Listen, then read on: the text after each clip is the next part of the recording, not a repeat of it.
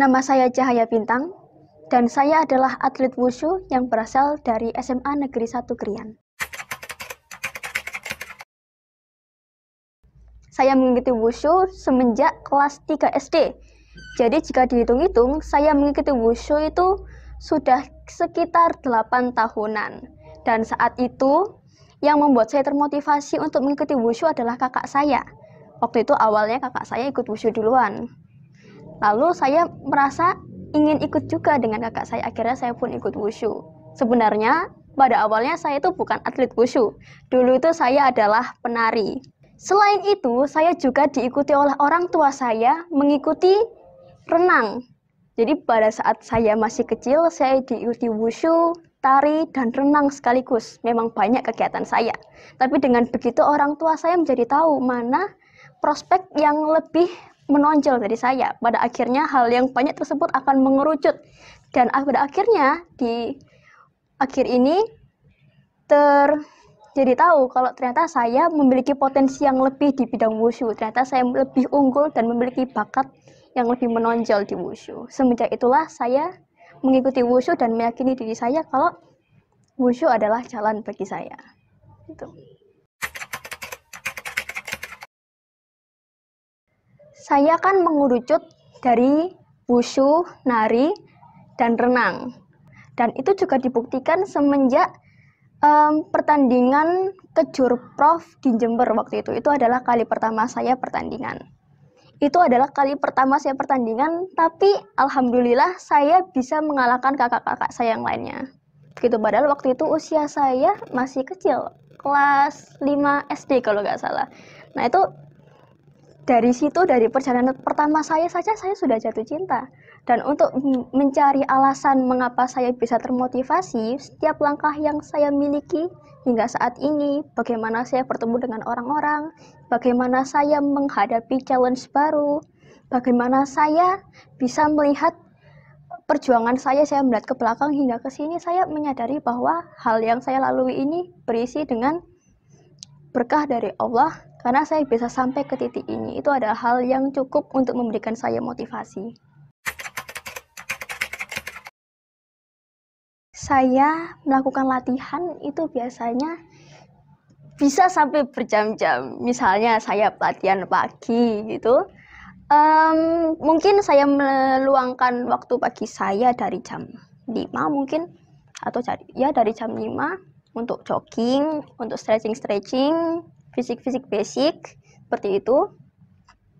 Lalu biasanya saya, ini latihannya per hari ya, per hari, terus saya sekolah, terus pulang itu mungkin latihannya 4 jam sampai 5 jam gitu. Itu pun tergantung harinya, ada yang lebih lama, ada yang lebih sebentar.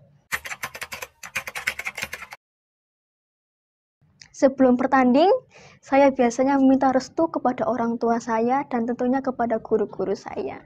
Meminta doa, semoga saja saya bisa mendapatkan hasil yang terbaik dalam pertandingan ini.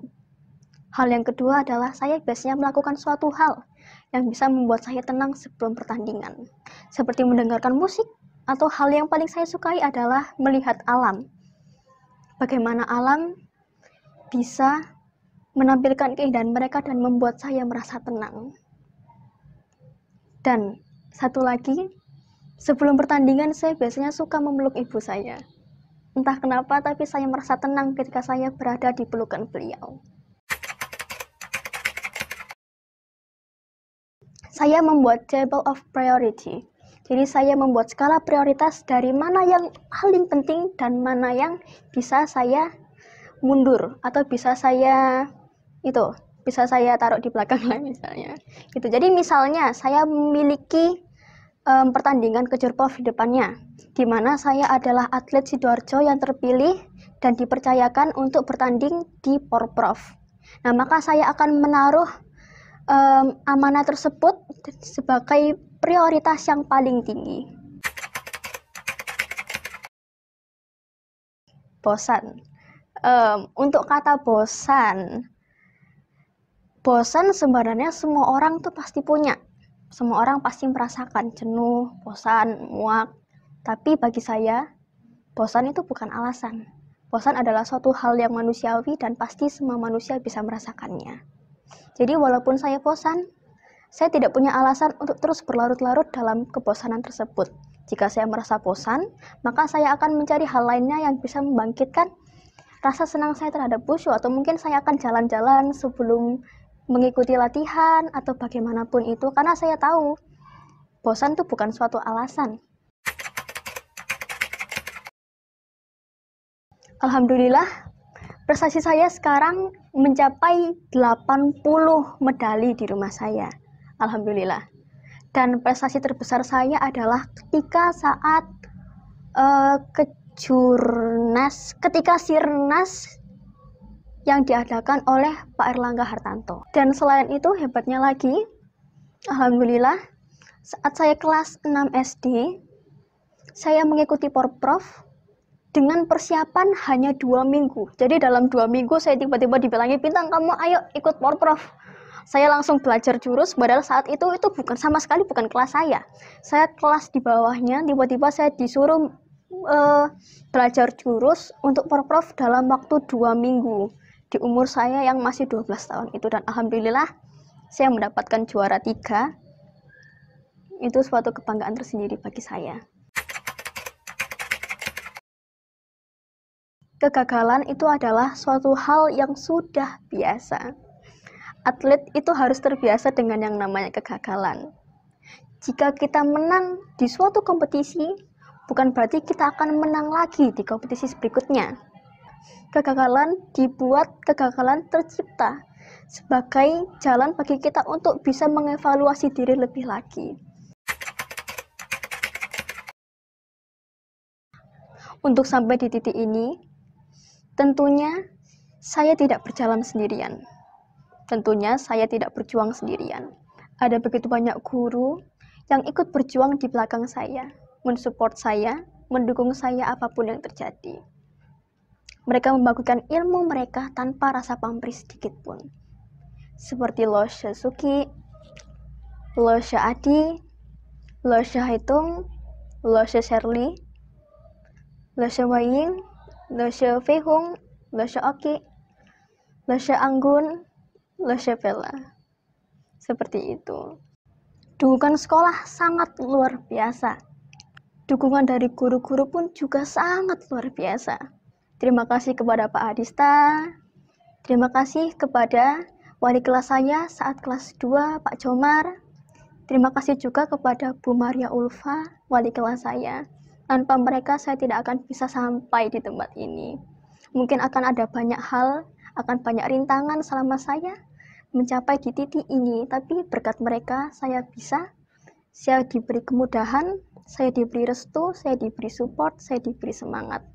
Dan terutama kepada Pak Imam, sangat berterima kasih sampai saya tidak bisa berkata-kata lagi. Saya tidak mengerti kata yang bisa saya ucapkan. Dan untuk orang tua saya bagi saya tuh ibarat saya adalah pohon yang masih kecil. Pohon yang masih kecil seperti saya mengalami banyak sekali terpaan angin, badai, hujan. Walaupun saya terkena terpaan oleh badai tersebut, kami susah bersama, kami kepanasan bersama, kami kehujanan bersama. Semuanya kita lalui bersama, dan tanpa mereka saya tidak mungkin sampai di titik ini. Sedih, jatuh itu hal yang manusiawi. Manusia pasti mengalami hal tersebut. Tapi jangan lama-lama. Jangan bersenang-senang di kesedihanmu. Jangan meratapi kesedihanmu. Pasti akan ada jalan. Walaupun semuanya terasa tidak mungkin, tapi pasti ada jalan. Allah punya cara untuk mengeluarkan kamu, dan Allah punya rencana untuk memberikan balasan yang serupa. Jangan sampai jatuh terlalu lama. Jangan sampai goyang, nanti kena kode 70. Sekian dari saya. Dadah!